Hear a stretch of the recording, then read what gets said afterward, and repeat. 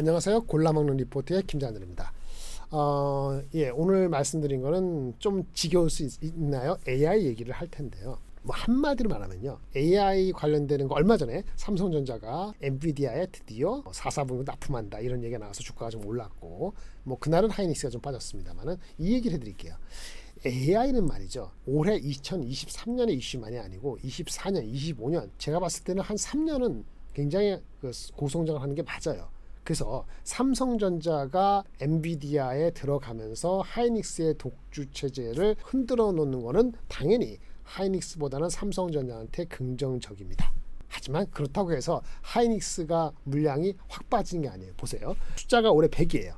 내년에 이게 200이 돼요. 그렇죠? 200이 되는데 삼성 하이닉스가 100이었는데 마켓쉐어로 70% 떨어진다 하더라도 100이 200이 되는 거 70%니까 140이 되는 거잖아요. 그러니까 40%는 증가되는 거죠. 물론 삼성전자의 기대치가 낮아서 올라가는 거기 때문에 단기적으로는 삼성전자가 목표 주가나 흐름이 좋은 것이 맞다고 보는 거죠. 중요한 건 AI 시장 자체가 올해 100이면 내년에 200이고 성장하는 속도가 계속 높아지는 게 중요하잖아요. 거기에 첫 번째 이슈는 뭐냐면 한마디로는 말이죠, 경쟁 시대로 돌입하는 게 삼성하고 하이닉스한테 매우 중요하다. 경쟁 누구? 첫 번째 구글하고 마이크로소프트가 경쟁하는 게 중요해요. 서로 같이 잘났다고 나오는 제품이 나올 때, 서비스가 나올 때 좋은 거예요. 두 번째, 엔비디아하고 AMD가 계속 경쟁하는 거죠. 이것도 좋은 거예요. 그래야지 우리한테 유리하니까. 그래서 엔비디아하고 AMD 경쟁하는 뉴스 나오면 삼성 하이닉스 좋다, 나쁘다, 좋다. 구글하고 마이크로소프트가 경쟁하는 뉴스 나오면 좋다, 나쁘다, 좋다. 이렇게 보시면 되는 거예요. 이렇게 보고 삼성 하이닉스를 AI 관점에서 보신다면은 방향성은 괜찮아요. 유일하게 반도체에서 지금 짜증나는 건 3월, 4월 달에 감산을 했는데 6개월째 되고 있잖아요. 감산의 효과로 반도체 가격이 의미 있게 올라갔으면 좋겠는데 여전히 PC하고 스마트폰에 대한 일반적인 전통적인 수요가 아직은 계속 안 좋죠. 중국의 수요도 그렇고, 물론 아주 최근에는 델이라든지 인텔이 PC 수요가 바닥을 친 것 같다는 코멘트가 물론 긍정적인데, 한편 또 HP 같이 조금 좀 부정적으로나 보수적으로 보는 세대이기 때문에 과연 얼마나 빨리 일반적인 PC, 스마트폰 D램이 가격이 오를지가 좀 퀘스천이지만, AI에 관련돼서는 고성장이 맞고 둘이 나눠 갔더라도 고성장이고, 구글하고 마이크로소프트, 엔비디아하고 AMD가 계속 경쟁하는 뉴스가 나온다면 그건 긍정적이다. 이렇게 보는 것이 맞다라는 걸 강조를 드린 겁니다. 관련해서 지난주에 구글이 구글 클라우드 넥스트 뭐 이런 사람들 초청해서 개발자 회의 비슷한 걸 했나 봐요. 이른바 이번에는 구글 클라우드 넥스트 2023, 이게 코로나 이후니까 4년 만에 대면을 했답니다. 여기서 나온 몇 가지 코멘트가 있어서 소개시켜드리려고 합니다. 구글의 CEO가 뭐 이 AI에 대해서 개념적인 건데 세 개의 단어로 얘기했어요. AI는 어떻게 발전하는 거냐? 모두한테 도움을 줄 때, 그러니까 광범위하게 쓰일 때 중요하다는 거죠. 두 번째, 향후 10년은 옳다, 오케이다. 향후 10년의 발전은 오케이다는 얘기고, 세 번째, 그 중요한 갈림길에 우리는 서 있다. 이런 얘기를 하면서 구글 클라우드 넥스트 2023년에 대한 포부를 밝혔습니다. 그거에 대해서 증권회사에서 네 마디로 정리를 깔끔하게 해줬어요. 구글이 모든 기술을 원래 갖고 있는 AI의 구루인데 마이크로소프트한테 한 발짝 늦게 나왔잖아요. 좀 조심하면서 AI의 구루인 구글이 마이크로소프트한테 반격을 했다, 이런 얘기입니다. 첫 번째 넘버 1, 마이크로소프트 365 코파일럿처럼 구글도 듀엣 AI라는 그 비슷한 월 구독료 $30로 해가지고 AI를 실제 유료화했다는 걸 발표를 했어요. 엔터프라이즈 생성형 AI를 확장을 얘기했고, 세 번째, 이 생성형 AI 스타트업, 그러니까 요즘에 그 미국에서 AI 스타트업 많이 있는데 그 중에 한 50%, 그 다음에 특히나 뭐 유니콘 같이 1조 이상의 가치를 부여받고 있는 그런 생성형 AI 스타트업에서는 한 70% 이상이 지금 그 구글의 AI를 채용을 한다고 하거든요. 이런 포인트가 굉장히 좀 의미 있게 다가왔다. 저는 봤을 때 엔비디아도 주가도 좋고 뭐 다른 주식도 좋습니다만은 구글도 못지않은 포텐셜이 있지 않나라고 봐야지고요. 맨 마지막으로 이 구글이 이제 구루로 반격하는데 자기네가 스스로 AI 반도체를 만들어 왔었거든요. 우리 그 TPU라고 있습니다. PU 할 때는 이게 프로세싱 유닛이에요. T는 텐션 프로세스 유닛 자체 설계칩인데 이게 벌써 5번째 버전업이 됐네요. 이번에 5번째 TPU를 발표함과 동시에 슈퍼컴퓨터용으로는 엔비디아의 제품을 계속 쓰는 그 파트너십을 또 동시에 강조하고 구글 그 이 행사에 젠슨하고 나와서 어떠한 협력을 하고 있다는 걸 또 한번 협력을 과시했거든요. 이런 오픈 마인드 된 구글의 입장이 전체적으로 시장을 더 확대시키고 엑셀러레이션 하는데 방향을 제시했다라고 보여줘서 한번 말씀을 드리는 겁니다. 아까 말씀드린 뭐 생성형 AI, 듀엣 AI 이게 마이크로소프트의 365 코파일럿과 비슷한데 아까 말씀드렸잖아요. 이미 100만 명 이상의 고객이 잠재 고객이 듀엣 AI를 테스트를 완료했어요. 그래서 여기서의 잠재력이 있다는 걸 말씀을 드리고 뭐 이런 얘기죠. 구글에 많은 이제 파일들이 업로드돼 있잖아요. 검색을 해서 이 생성형 듀엣 AI가 한 6초 만에 내용을 요약한다고 합니다. 6초 만에. 굉장하죠. 그리고 또 앱 시트라는 게 있어서 우리가 간단한 명령하면 어떤 앱을 만들어하면 그 앱도 생성해 준다 하더라고요. 이런 식으로 왔을 때는 AI의 툴을 유료화시켰고 그다음에 개발자 이건 지금 B2B입니다. 우리 소비자는 아니고 소비자 버전의 듀엣 AI는 내년 초 2024년에 나옵니다. 어쨌든 생산성을 극대화하는데 초점을 확 맞춰서 본격적으로 마이크로소프트와 경쟁을 들어가는 거죠. 5세대 TPU가 나왔는데 4세대보다도 2배 이상의 성능이 좋고요.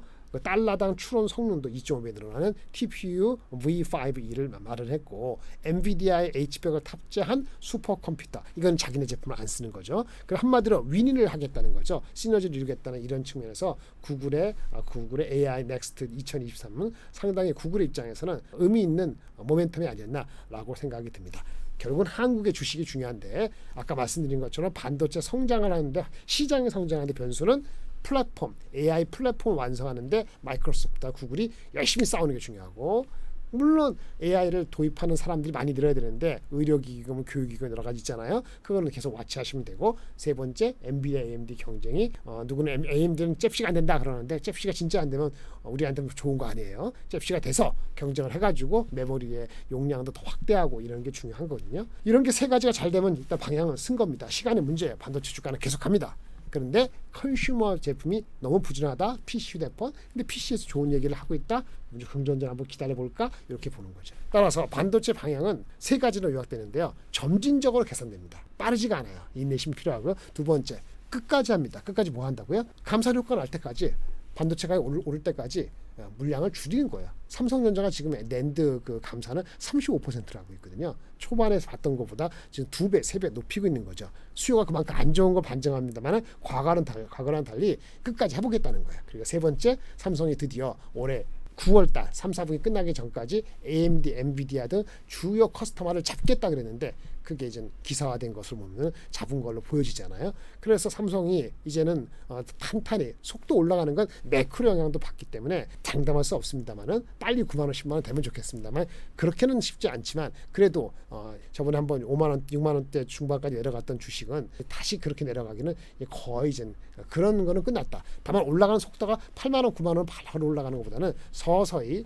계속 이런 말씀도 그렇습니다만은 달팽이가 계단 기로 오르는 것처럼 올라가는 방향으로 보일 것이다라고 보여지는 거죠. 이렇게 긍정적으로 이제 AI에 대해서 말씀을 드렸는데 한 가지 조심하실 건 있는 게 조심하는 건 이런 거예요. 모든 사람이 긍정적으로 볼 때 만약에 뭐 주시장이 여기서 10% 15% 올라가면은 두 가지 미국의 그 경제에서의 소비 파워가 11월 12월도 유효한가? 보통은 10월 11월이 4, 4분기가 업이 돼야 되는데 소비 파워가 낮아지면 예상보다 컨슈머 PC나 뭐 기타 등 전자기기나 이런 소비가 아주 세지 않을 수도 있거든요. 그럼 기대치가 너무 9월 10월 가다가 11월 12월에 내려갈 수도 있는 그런 리스크를 한편에 기억을 해야 되고요.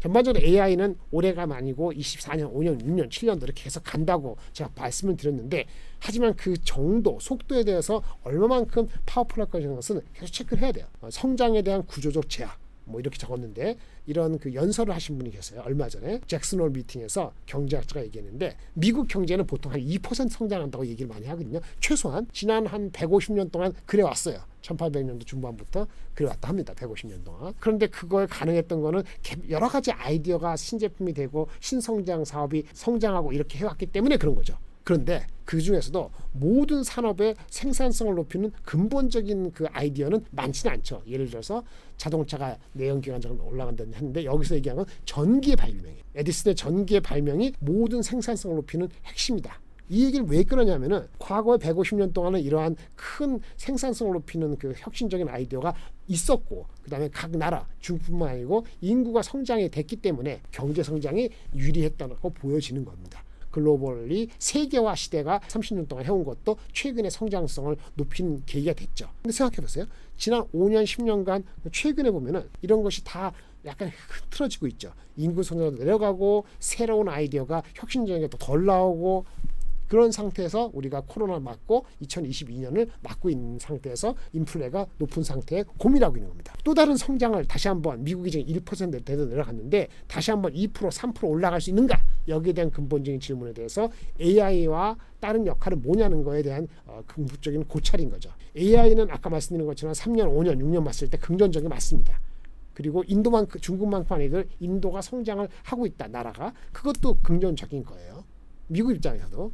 그런데 아까 그 150년간 미국이 2% 성장하는데 여러 가지 전기라든지 이런 새로운 게 들어오면서 미국은 20% 정도 성장을 꾸준히 해왔던 건데, AI도 역시 우리가 혁신적으로 많이 퍼지고 이런 속도가 생각보다 빠르지 않다면은 기술적인 한계가 초장에 한 4, 5년 가다가 이제 멈추는 그런 게 있다고 하면은 아마도 AI가 전 세계 미국의 경제 성장률을 높이는 데 있어서 그냥 전기가 영향을 미치는, 그러니까 2% 정도의 미국의 잠재 성장률을 유지하는 정도에만 기여하고 그 이상의 빅점프는 조금 퀘스천일 수 있다. 이런 얘기를 한 경제학자가 한 얘기가 있습니다. 모든 것을 너무 비관해도 안 되구나, 너무 낙관만 해도 안 된다.